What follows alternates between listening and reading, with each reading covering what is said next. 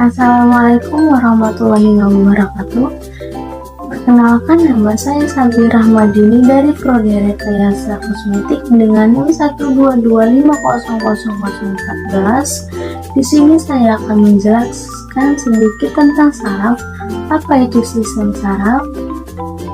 Sistem saraf adalah sistem organ yang terdiri atas serabut saraf yang tersusun atau sel-sel saraf yang saling terhubung dan esensial untuk persepsi sensoris indrawi, aktivitas monotrik, volunter dan involunter organ atau jaringan tubuh, dan homeostatis berbagai proses fisiologis tubuh.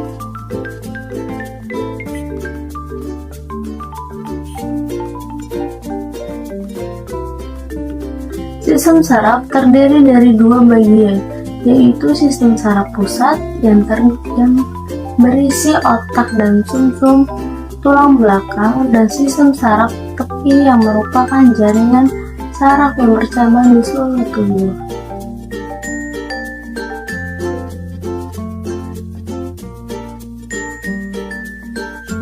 Neuron adalah sel saraf unit struktural dan fungsional sistem saraf.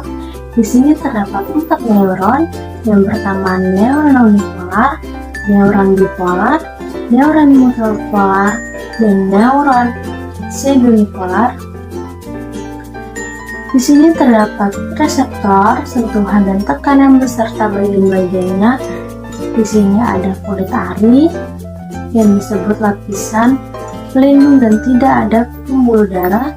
Di sini ada dermis, yaitu lapisan-lapisan tengah yang terletak di antara dermis dan jaringan subkutan.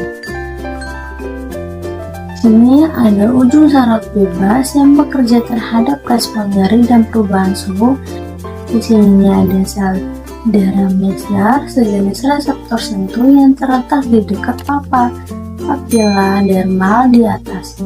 Di bawah sini ada sel pancianan yang salah satu dari 4 jenis utama sel mechanoprotein. Ada kulit mamalia yang gundul atau tidak berbulu.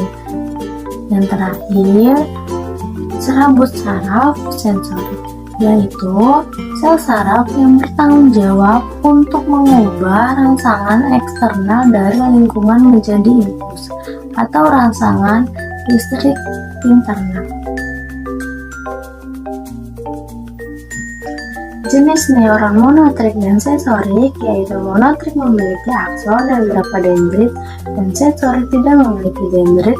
Di sini bisa kita lihat ada bagian reseptor saraf, neuron sensorik, interion, dan neuron monotrik. Reseptor saraf adalah salah satu atau sekelompok sel saraf lainnya yang berfungsi untuk mengenali rangsangan tertentu yang berasal dari luar atau dalam tubuh. Neuron sensorik adalah neuron yang memiliki badan sel berkumun untuk membentuk saraf atau simpul ganglion. Interion adalah hubungan antara neuron monotrik yang membentuk jaringan fungsional. Neuron monotrik merupakan sel saraf yang berfungsi untuk membawa impuls dari otak atau sumsum tulang belakang menuju efektor.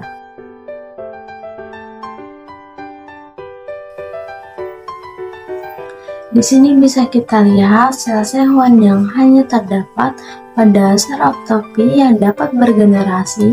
Sel hewan tidak ada pada serabut saraf pada sistem saraf pusat.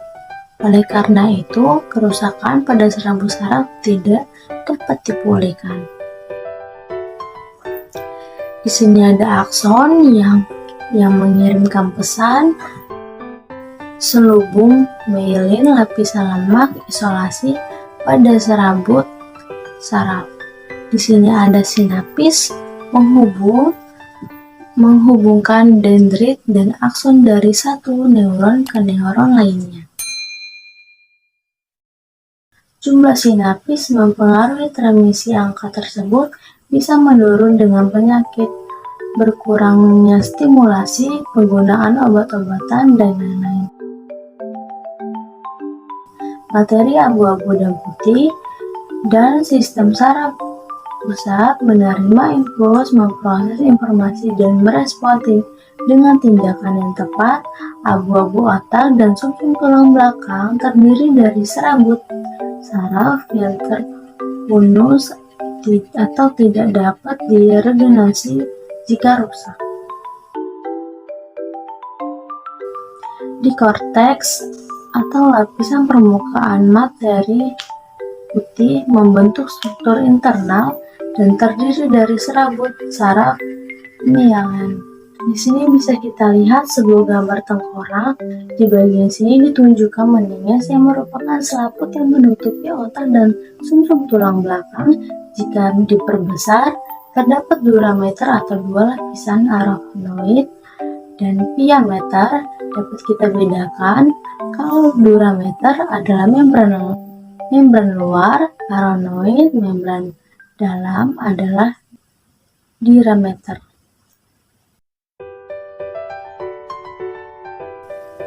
Bagian otak-otak besar terdapat sulcus sentral, frontal, paristal, tempat sementara, occipital atau disebut berhubung dengan siklus lateral.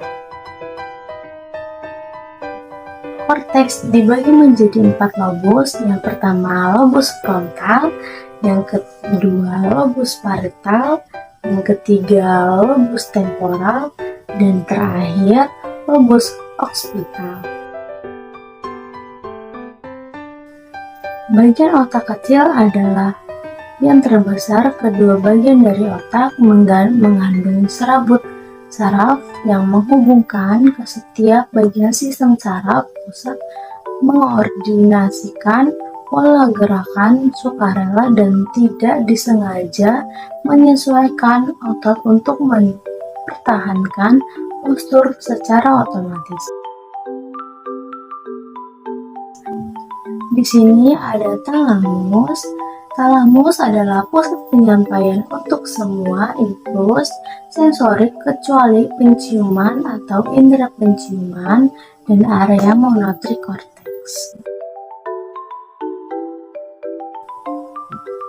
Bagian batang otak terdiri dari 3 struktur, materi abu-abu dan kontrol, otak tengah, refleks, visual dan indera pendengaran, materi putih, pons, berperan dalam mengatur kontrol, visceral atau organ enteral, mendula oblongata menghubungkan sisa otak ke tulang sumsum belakang.